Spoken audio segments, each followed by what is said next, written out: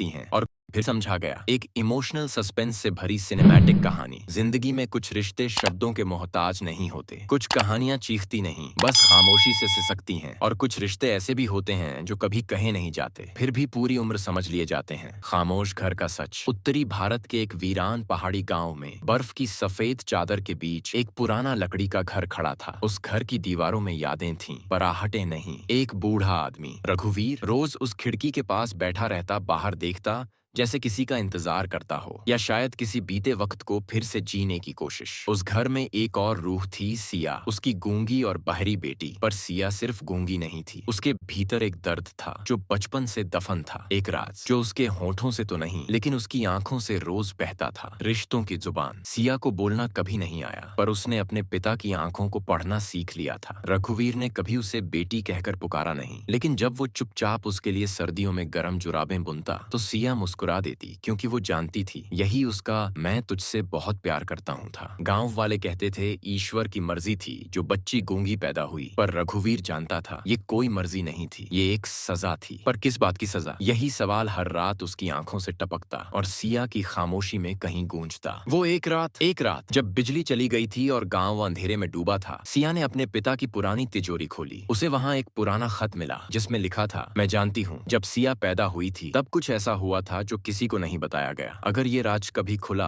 तो बहुत कुछ बदल जाएगा। उस खत पर रघुवीर की पत्नी का नाम था मधु। सिया कांप गई। क्या उसकी माँ की मौत एक हादसा थी या एक सच्चाई को छुपाने की कोशिश जो नहीं कहा गया? अगली सुबह सिया ने रघुवीर को खत दिखाया। रघुवीर ने कांपते हाथों से खत को देखा और उसकी आंखें भर आईं। उसने सिया का हाथ पकड़ा और पहली बार उसके सामने घुटनों पर आ गया। इशारों में बोला, मैंने तुझसे एक बहुत बड़ी बात छुपाई है, एक ऐसा सच जो शायद तुझे तोड़ देगा। सिया की आंखों में आंसू थे, पर विश्वास भी था। और तब रघुवीर ने उसी खामोशी में उसे सच्चाई दिखा दी। अधूरा सच, पूरा रिश्ता। सच्चाई ये थी, जब सिया पैदा हुई थी एक हादसे में उसकी माँ ने दम तोड़ दिया, लेकिन उस हादसे का कारण खुद रघुवीर की एक लापरवाही थी। वो शराब पीकर गाड़ी चला रहा था और गाड़ी पलट गई थी। सिया बच गई, लेकिन उसकी माँ नहीं, और सिया की आवाज भी उस हादसे में हमेशा के लिए चली गई। रघुवीर ने तभी फैसला किया, मैं शब्दों का हक खो चुका हूँ, अब सिर्फ कर्म से पिता बनूंगा। उसने कभी खुद को माफ नहीं किया और यही वजह थी कि उसने सिया से कभी खुलकर बात नहीं की। पर अब जब सिया को सब पता चला, उसने अपने हाथों से रघुवीर की आंखें पोंछी और इशारों में कहा, गलती से किया गया प्यार भी अगर सच्चा हो तो माफी बन जाता है। अंतिम अध्याय, खामोशी की आवाज। कुछ ही दिनों बाद रघुवीर की तबीयत बिगड़ने लगी। दिल जवाब दे रहा था, पर वो शांत था, शायद अब उसका बोझ हल्का हो गया था। सिया उसकी देखभाल करती रही, हर दिन, हर रात, और आखिरी पल में जब रघुवीर ने उसकी तरफ देखा तो पहली बार उसके चेहरे पर मुस्कान थी, जैसे वो कह रहा हो, अब तुम समझ गई। बिना कहे भी रघुवीर की सांसें थमी, पर उसके चेहरे पर संतोष था। कुछ महीने बाद एक आर्ट गैलरी में सिया की सबसे प्रसिद्ध पेंटिंग प्रदर्शित हुई। उसका नाम था ना कहा ना सुना,